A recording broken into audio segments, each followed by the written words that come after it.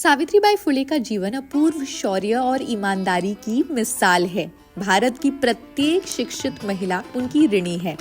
सावित्रीबाई फुले समकालीन भारतीय शिक्षा की जननी हैं। उन्होंने वंचितों, मजदूरों, श्रमिकों, वरिष्ठों, सभी जातियों और समुदायों, सभी उम्र के लोगों को शिक्षित करने का प्रयास किया। सभी जातियों और समुदायों की लड़कियों के लिए पहला स्कूल स्थापित किया और इस तरह देश की पहली महिला शिक्षिका बनी। 19वीं सदी में स्त्री शिक्षा पर प्रतिबंध लगने के बावजूद सावित्रीबाई फुले ने अपनी पति की मदद से पढ़ाई की और समूची ब्राह्मणवादी व्यवस्था पर प्रहार करने का साहस दिखाया।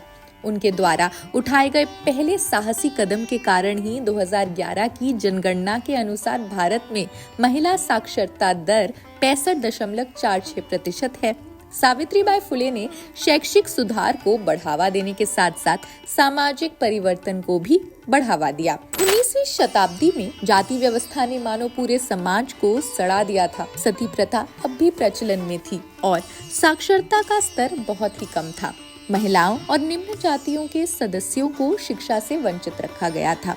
समाज का एक बड़ा तबका जो पूरा घरेलू और आर्थिक श्रम को संभाले हुए था, उसे समाज हित के तमाम निर्णयों में अपनी राय व्यक्त करने की अनुमति ही नहीं थी। बाल विवाह आम था। विधवाओं के पास न्यूनतम अधिकार थे। पुरुषों द्वारा शासित समाज में महिलाओं को दोयम दर्जे के नागरिक के रूप में देखा जाता था। ऐसे समय में जब ब्राह्मणवादी व्यवस्था पूरी तरह से हावी थी, सावित्रीबाई फुले ने उस व्यवस्था को चुनौती दी।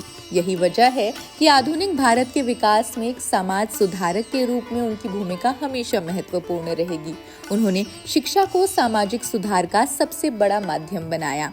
इसके साथ ही उन्होंने कई संगठन बनाए और किताबें भी लिखी। महिलाओं के अधिकारों के लिए लड़ने के लिए सावित्रीबाई ने महिला सेवा मंडल की स्थापना की, जहां सभी जातियों के प्रतिभागियों को प्रचलित जातिवादी रूढ़ियों की अवहेलना करते हुए एक ही चटाई पर बैठना पड़ता था।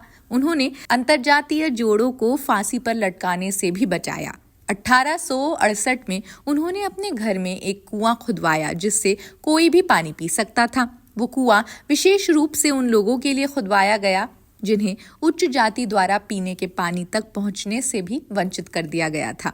सावित्रीबाई फुले उन महिलाओं की पीड़ा के बारे में चिंतित थी जिन्होंने यौन शोषण के परिणाम स्वरूप गर्भवती होने के बाद अजन्मे बच्चे को मार डाला या सामाजिक निष्कासन के डर से आत्महत्या ही कर ली।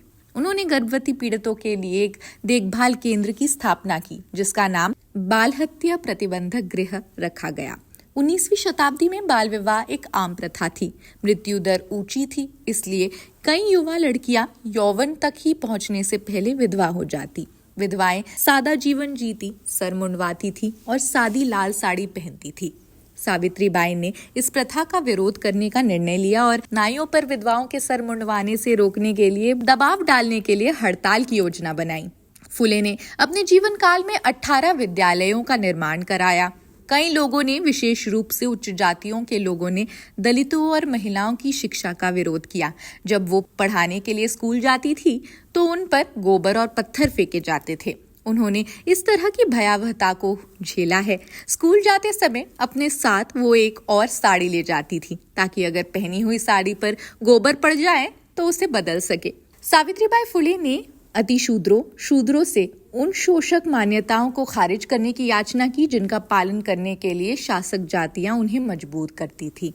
अपनी कविता शूद्र और अतिशूद्र ज्ञान की वजह से पिछड़े देव धर्म, रीति रिवाज, अर्चना के कारण दरिद्रता अभाव में कंगाल हुआ।